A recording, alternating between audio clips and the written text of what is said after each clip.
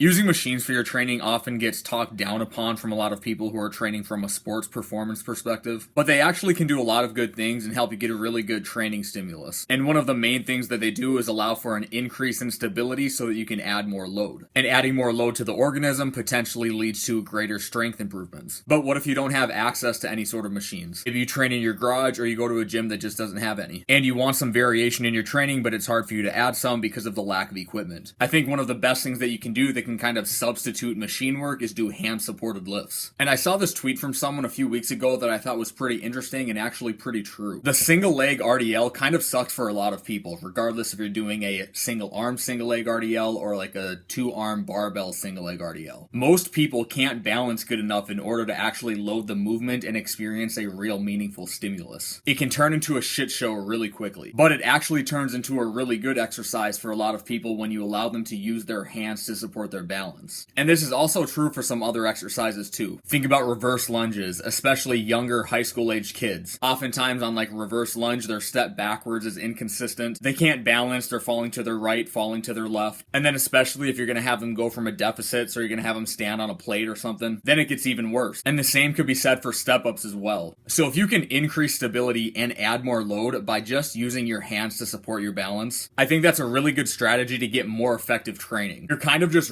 rigging up your own machine when you do that. And I would actually suggest a lot of people do a lot more hand supported lifts. So go try them out.